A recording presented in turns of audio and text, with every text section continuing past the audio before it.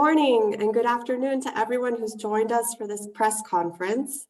My name is Isabel de Sola. I'm the director of the Martin Ennals Foundation based in Switzerland. It's my great pleasure to moderate this press conference where we will finally announce the winners, the laureates of the 2022 Martin Ennals Award for Human Rights Defenders at Risk. Just before we get started, I'd like to say a quick word about the technicalities. Since we're doing this online, I'm prepared for there to be some glitches, but I hope that won't be the case. There are two language channels, which those of you who are following us can choose from. We have English and French. If you're watching us from the Foundation website, you can switch between languages at the top right of your screen. I also wanted to say that questions from the media can be posted in the Zoom chat. You can use the button for the chat. It's also at the bottom of your screen. Just type your question and let us know who it's for and what organization you're from. So hopefully that's all the technical details I wanted to share, and let's get started. This is the 29th time that the Martin Ennals Award is celebrated, and our theme this year is about finding inspiration. We've come to know the 2022 laureates over the past few months, and we've admired them as strategic thinkers, as strategists, as social entrepreneurs. We've admired how they're builders, how their examples and the charisma that they brought to their work moved many others to join their cause. They move us and inspire us to continue pushing for human rights. I'm joined today by the laureates themselves and their representatives, and we're going to hear from them in a moment. I'm also joined by Hans Tolen, founder of the award and chair of the award jury, as well as Philippe Curat, the president of the foundation board. Hans will help me introduce the first laureate in a moment. The planned remarks should last only about 30 minutes, and then we will address questions from the chat. So Hans, please, over to you for a word about the jury and our first laureate. Thank you very much, Isabel. It's really a great pleasure to be here, almost 30 years now. We could never have thought that in the beginning when we started, which was mostly meant to honor our dear friend and important human rights defender, Martin Ennals. Soon we discovered that it was more important to look forward, and we started to focus on human rights offenders that are often at risk. Then we did something else after a few years, which was we created a separate independent jury composed of human rights organizations. Note organizations, not individuals. Of course, organizations have to send an individual to the meetings, but it is the organizations that are in the jury, and these are 10 of them. You can find all 10 of them in the press kit, lower down. It includes basically all the important human rights organizations, which gives, of course, a tremendous boost to the whole thing in terms of research, outreach, etc. And I'm very grateful for all these organizations to do this tremendous collaborative effort, which helps the human rights defenders, I think. We had this year, or last year, we had if I'm not mistaken, 56 applications that were accepted. There were more, but some of them were not complete.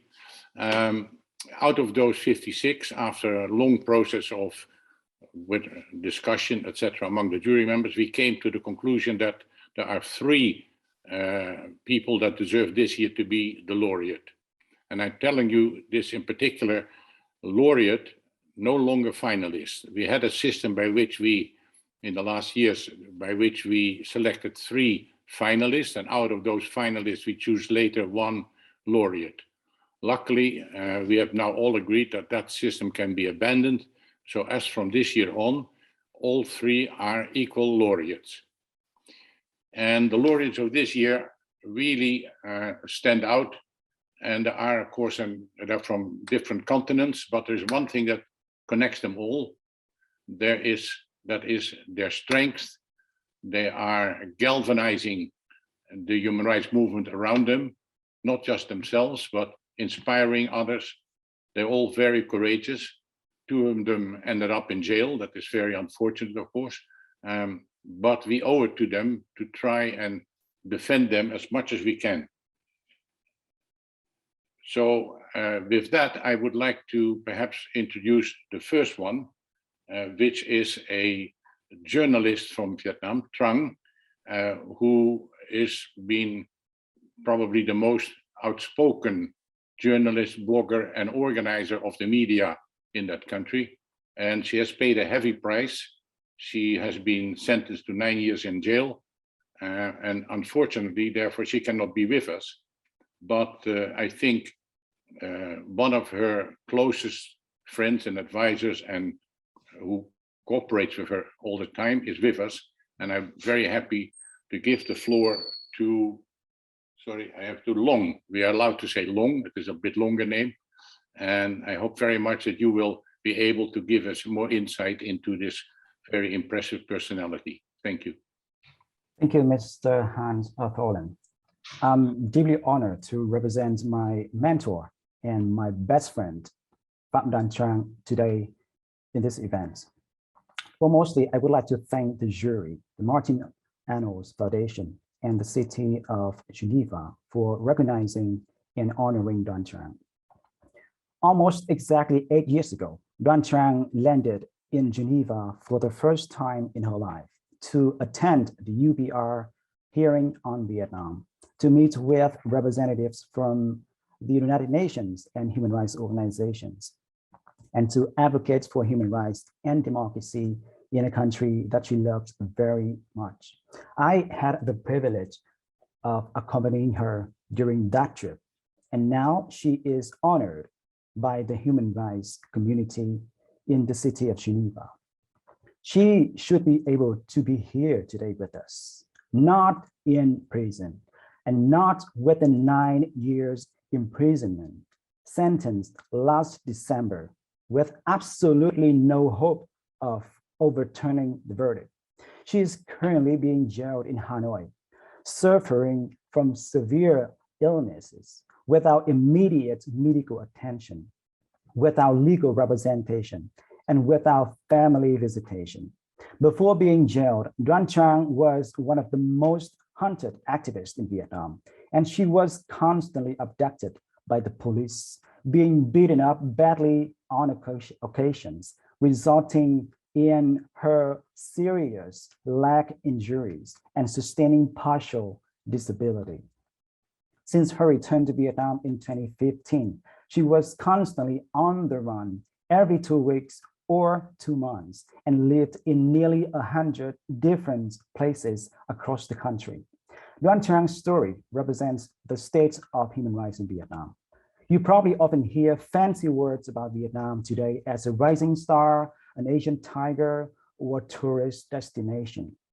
Some of that may ring true, but the other side of the country is ugly. We are a not free country according to Freedom House. We are ranked at the bottom of the Press Freedom Index by Reporters Without Borders, only better than Eritrea, North Korea, Turkmenistan, China, and Djibouti. And we are having more than 200 prisoners of conscience, Doan Trang included. The authoritarian regime in Vietnam, led by the Communist Party, has given no space for citizens to participate in politics meaningfully. Free and fair elections cannot be found anywhere, making Vietnam a smaller version of authoritarian China. And that is why Doan Trang had to fight. Doan Trang's story is the prime example of how we can empower others through kindness, encouragement, and modeling. She writes articles and books. She teaches. She founded independent newspapers and publishing houses. Her kindness touches people's hearts. Her encouragement lifts people up, and her modeling inspires other people to follow. She has become the change she wanted to see in the world. And with that, it is so obvious that she is one of the most influential journalists and activists that we have had in Vietnam since the end of the Vietnam War. The Martin Ennals Award that she receives today is a strong and clear message to the Vietnamese authoritarian governments, and more importantly, to the Vietnamese people, that what she's been doing is right, and the international community is standing by her. It's true that we are having a democracy retreat around the world. We are also witnessing major setbacks in human rights developments in Vietnam, making 2021 probably the worst year since 2000. But people like Abdulhadi Al-Khawaja, Dr. Daouda Diallo, and Doan Trang represent hope for a better future. And there is hope for a democratic future for Vietnam. Thank you.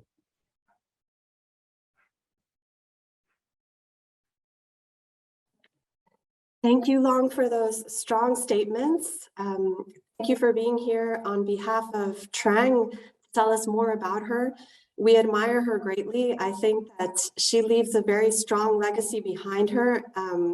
3 or 4 organizations that she began, some of them together with you, are still plugging strong. And we hope that this award does have an impact on her well-being now that she's incarcerated. Let me turn to the second laureate, who I have the honor to introduce in Burkina Faso, Dr. Daouda Diallo, who I'll invite to speak in a moment. We're very lucky to have Dr. Diallo actually on the line with us live today. Many of our laureates and winners find themselves like Trang in jail, but Dr. Diallo is joining us here live. He is a pharmacist turned activist, working in his country in the context of a civil war to conduct documentation of human rights violations. Dr. Daouda, over to you. Okay,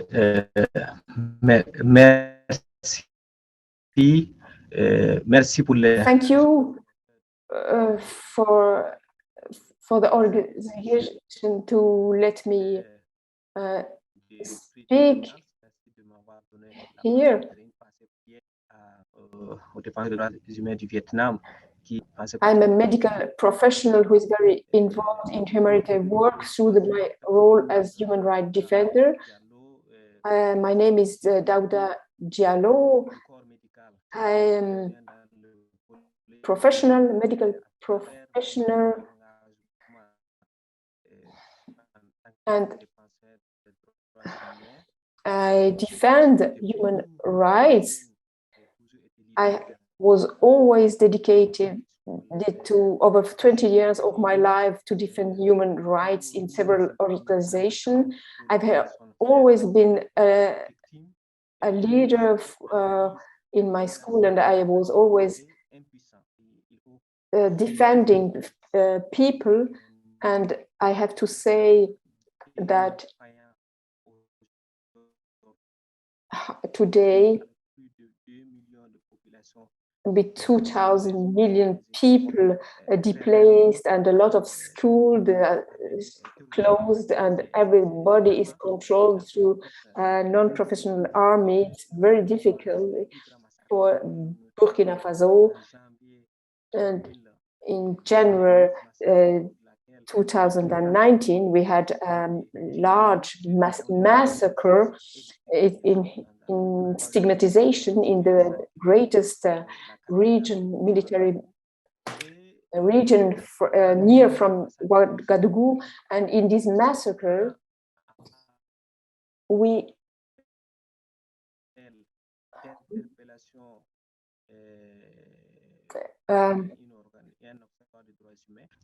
les organisations de défense des droits de l'homme et à tous les démocrates.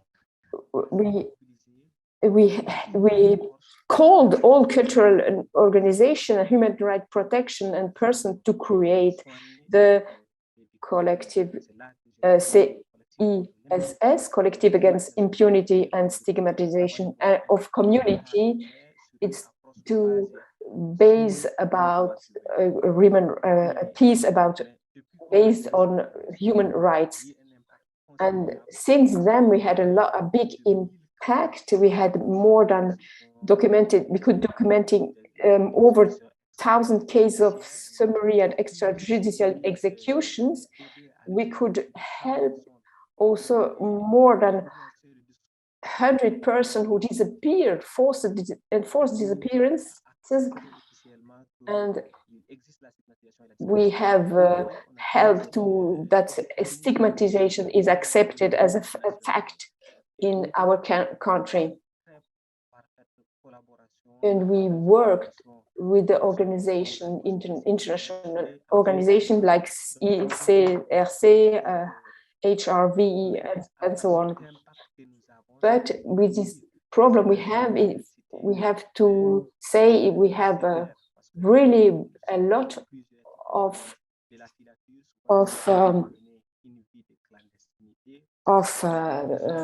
repression. I cannot be at home every day. My home was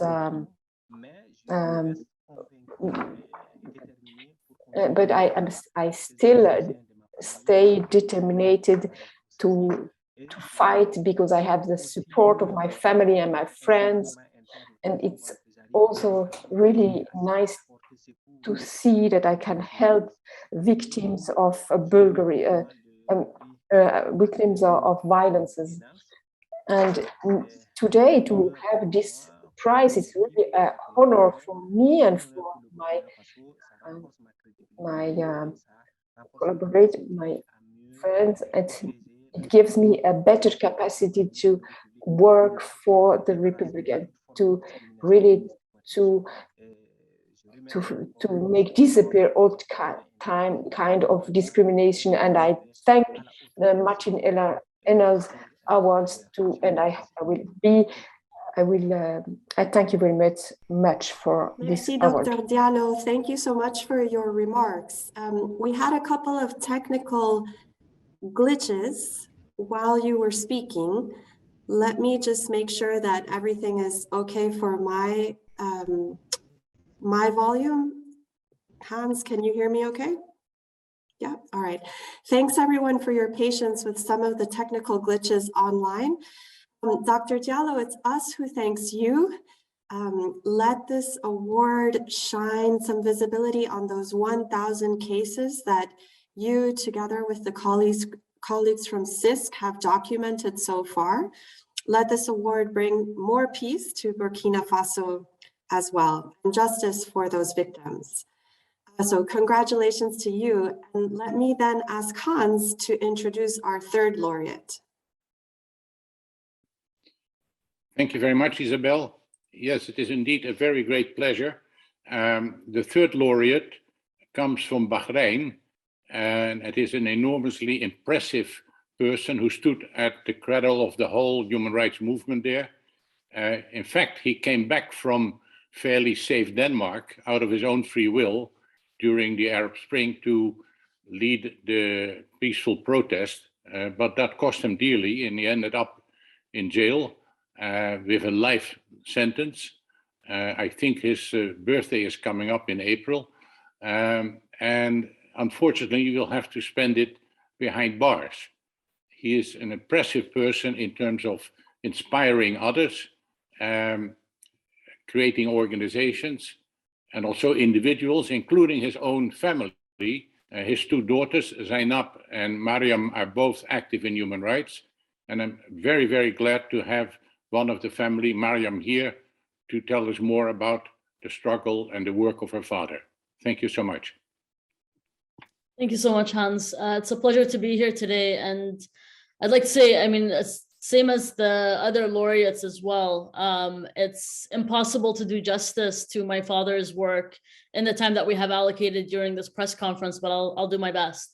My father dedicated his life to his work. He believes so strongly in human rights and freedoms that he has paid the price for it over and over and over again throughout his life, whether it was exile or beatings or imprisonment and torture. One of the things that I'm very proud of is the way that my father worked was very much about inspiring others.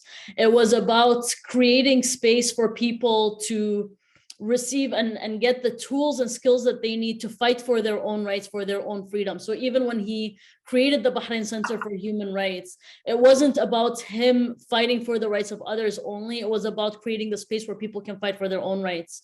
And in doing so, we saw so many of the people that he worked with, that he trained, that he supported, become part of the leaders, the people who are at the forefront of the protests during the uprising in 2011. And you can see the impact that it has had through, on different generations and through the time of people who have risen up, who have become part of organizations, who have worked both inside Bahrain and abroad.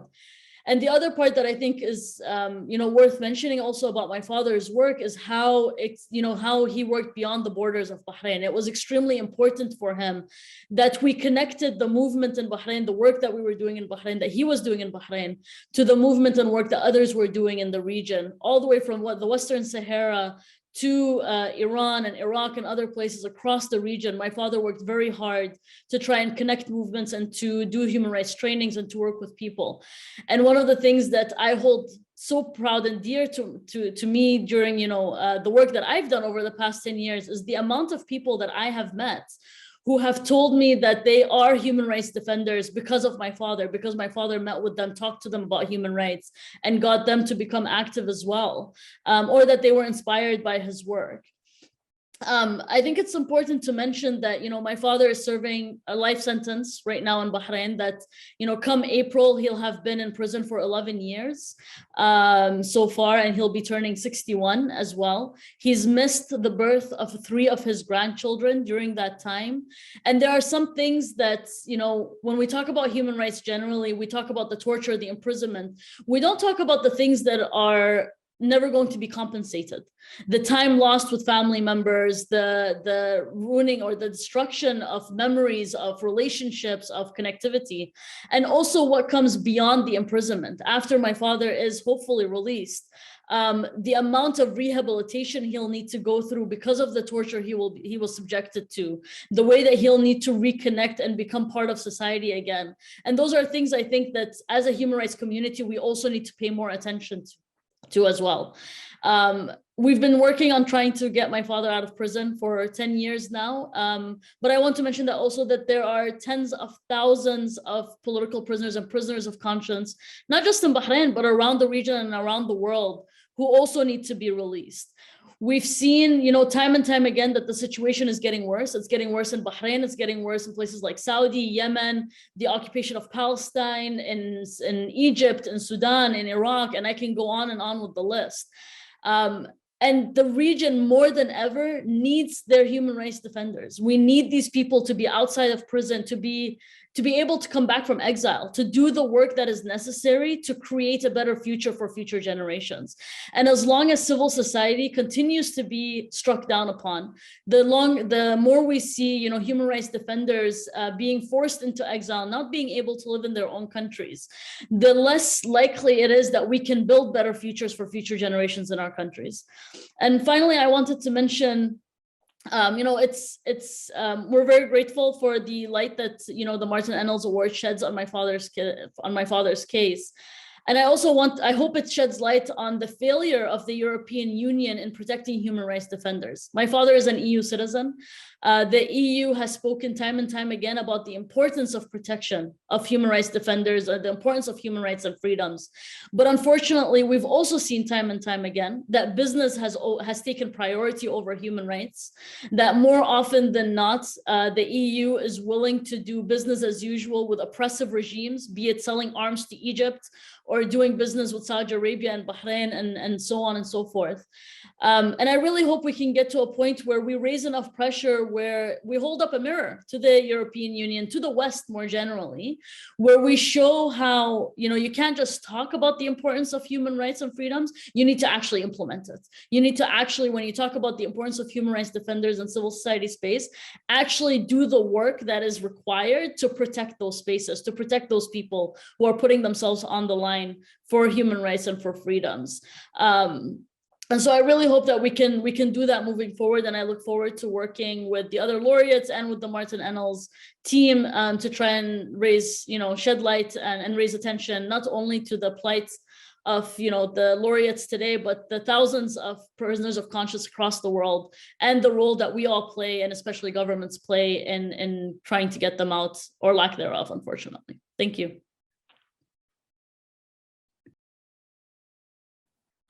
Congratulations, Mariam. Thank you for those strong words and reminders as well. Congratulations to you and your sister and your entire family for this recognition, I think, of your father's legacy, which you have continued as well.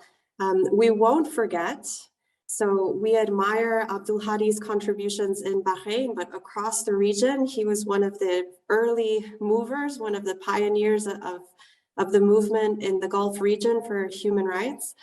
And, you know, we won't rest until we get some results. So congratulations again to you and to the 3 laureates. I'd like to pass the floor to Philippe Curat, the president of the foundation, for some announcements about our ceremony.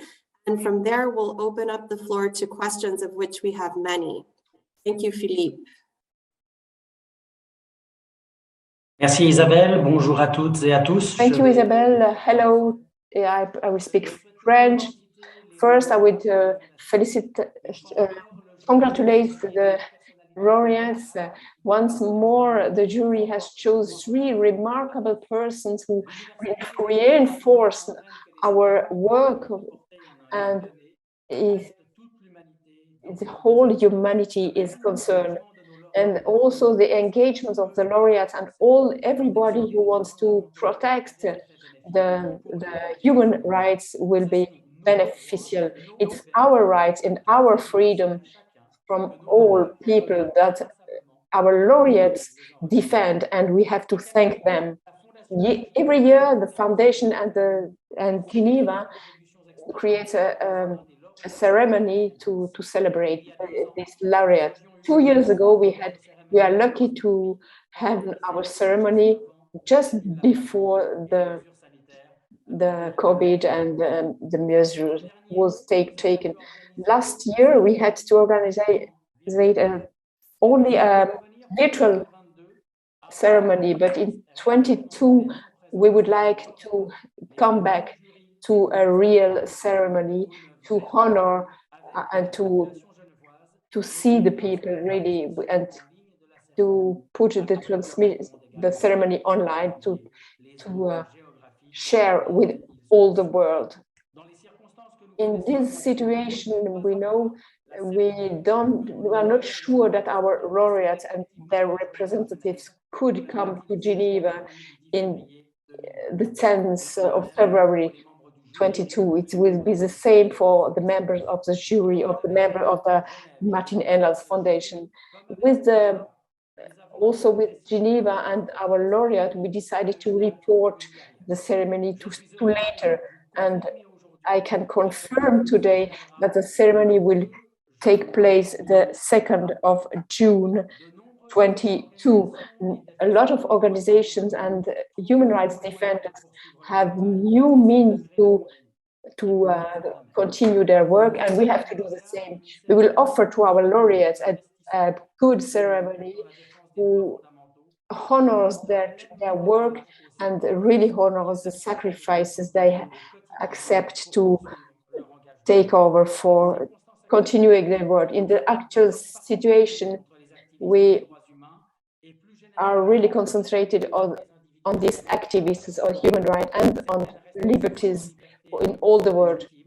Some restrictions are legitimate, but others are not. But it's always more contested. And this situation creates always more tension, and it shows the bad instincts of human. But we want to go on the top and to honor these people and to thank them.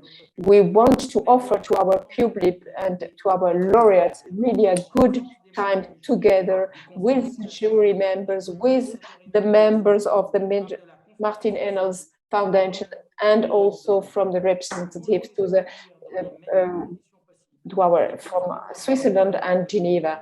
And we think we can do it the 2nd of June 22 in Geneva, and we are looking forward to welcoming you in a ceremony where will really put us together physically.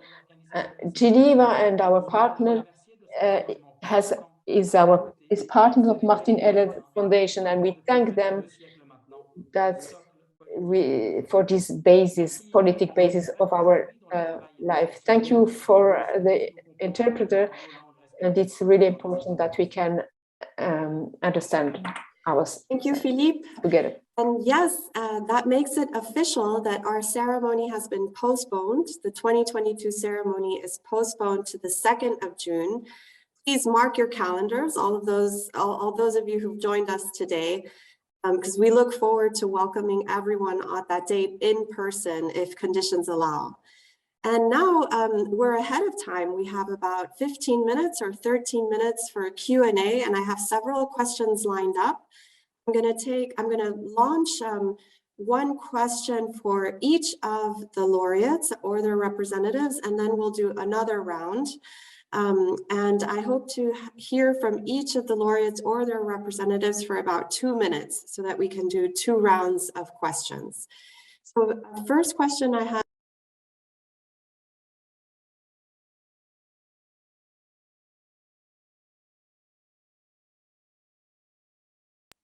Forgive me, can you hear me now? It's back? Great. A question for Long regarding Vietnam's candidacy to be part of the UN Human Rights Council in 2023. How is that congruent with Vietnam's political system, and what is your opinion on that given human rights records in Vietnam? I have a question for Dr. Diallo as well in Burkina Faso. There are rumors, it's been reported that the government is opening talks with different factions from the Islamic groups that are fighting for control in Burkina Faso. Do you believe that this will advance progress towards peace in your country, or do you see that as a setback? A question for Mariam regarding Abdulhadi, her father's well-being. This is a question from, I'll tell you, the Swiss journalist Laurent Sierro from ATS, Swiss Wire Agency. Do you fear that there will be reprisals and even worse treatment of your father after this award, or do you believe that will improve their condition? And a follow-up question from an anonymous submitter is, why has your father not been released? Recently, he requested clemency for his release to house arrest. What is stopping them? So 2 minutes or 3 minutes to each of our laureates, beginning with Long. Thank you, Isabel, and thank you for the question. And I would like to say that the Vietnamese government, the Communist Party of Vietnam, have always been trying very, very hard to look good in the international stage, trying to legitimize their authoritarian rule. And despite the fact that their human rights records here at home are very poor. And I have great respect for the UN system. And throughout my 10 years of activism and throughout more than 10 years of activism that Trang has gone through, we have benefited a lot, and we appreciate very much the United Nations human rights mechanism. But it would be a slap on the face of all Vietnamese human rights defenders, all Vietnamese victims of injustice, and to all human rights defenders around the world. If an authoritarian, a cruel authoritarian regime like Vietnam being in the Human Rights Council of the United Nations, I understand and I'm aware that there's limitations to the UN system. And I think that something should be done to prevent authoritarian regime such as China and Vietnam from influencing and from manipulating the United Nations human rights system. And I hope that liberal democracies in the world and all those of us who are human rights defenders around the world will do our very best to prevent China and Vietnam from destroying the very system that we are relying on. Thank you. Thank you, Long, for your clear reply. Let me turn to Dr. Diallo for his remarks. Ok, merci. Il faut dire Thank que you. I have to say that my work with my colleagues, my work is for free, to work for freedom in our country and with human rights. And I think that with this prize, this international prize, which is an honor for us, and he will give us credibility and will give us reinforcement for our work, for the dialogues and the mediation between the communities to help the people in Burkina Faso. We are really in an extreme situation.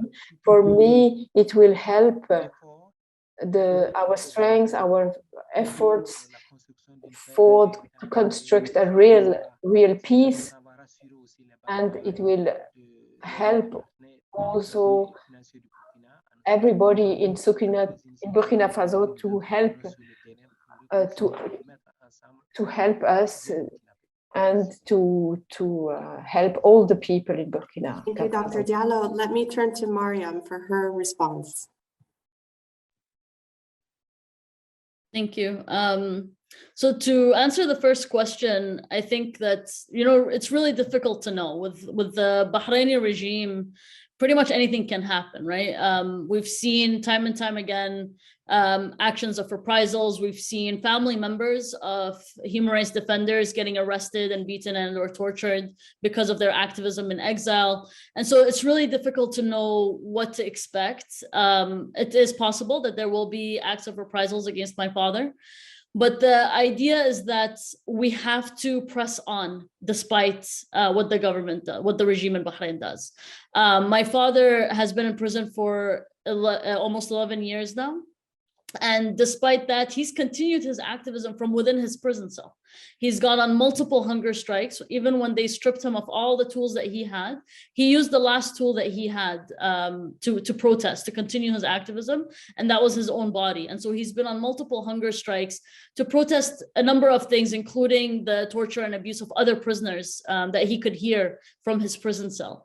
And so he will continue his activism, whether he receives the support that he should get internationally or not. And so I think the least that we can do abroad is to support his activism as well as the activism of so many others. To answer the second question, I want to make clear that my father hasn't requested clemency. It's a very different situation. It's actually called an alternative punishment law that allows for people to be outside of prison, but to be at home, but still under surveillance and wearing an ankle bracelet and so on.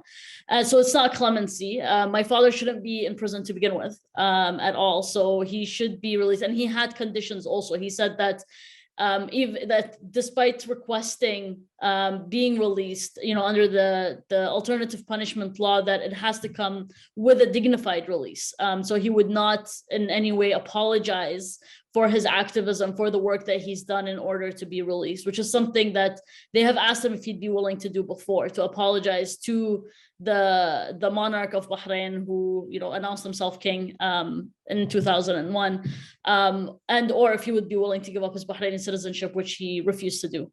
The one thing that I did want to mention in addition to that, I think, because also the question of the UN came up, I think, our systems are very broken when it comes to human rights institutions. I think part of the reason we're seeing the decline in human rights, not just in places like Bahrain and Yemen and Syria and so on, but also in places like Denmark and like Europe and like the United States and other places, is because we don't have strong international mechanisms for accountability and for the protection of human rights, in my opinion. And I think it's only when we work on strengthening those institutions, those mechanisms, to actually be fair, to be equal, are we actually going to see them make a difference in the international sphere. When we're talking about, the equal implementation of human rights and accountability, it has to apply to everyone. That means it has to apply to governments like the United States government that has committed war crimes in other countries. It has to apply to EU countries that commit human rights abuses against refugees, for example. And it has to apply to governments like Saudi Arabia and Bahrain who commit human rights abuses on a daily basis. There cannot be a system of favoring and politicized transparency or accountability when it comes to human rights and the protection of human rights defenders and civil society. I think only then will we see, better human rights, internationally speaking, and better mechanisms for the protection of civil society, human rights defenders around the world, and generally democracy as well. Thank you. Thank you, Mariam. Thank you for those clear statements. And I'm afraid actually that we are at the end of our press conference. We ended up running out of time for a second round of questions. But we're very grateful to all of you for the time that you've spent with us this morning, and especially to the laureates or their representatives for sharing your stories, for telling us how it feels, your fears, and also your hopes for this next year. Please receive a heartfelt congratulations from all of us at the Martin Ennals Foundation. And before we conclude, I'd also very much like to thank our supporters and our donors.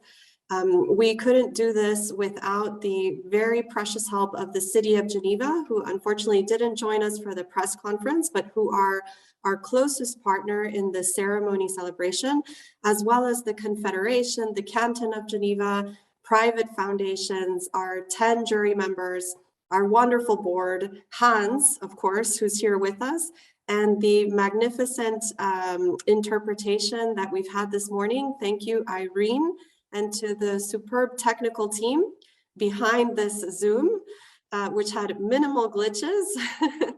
Thanks everyone for your patience and your participation. Mark your calendars, June 2nd, 2022 in Geneva and online for the ceremony. And please help us to get the word out about these three amazing defenders, Pham Trang, Dr. Daouda Diallo, and Abdulhadi Al-Khawaja and his entire family. Let's really celebrate them over the next months. So bravo and have a wonderful rest of day.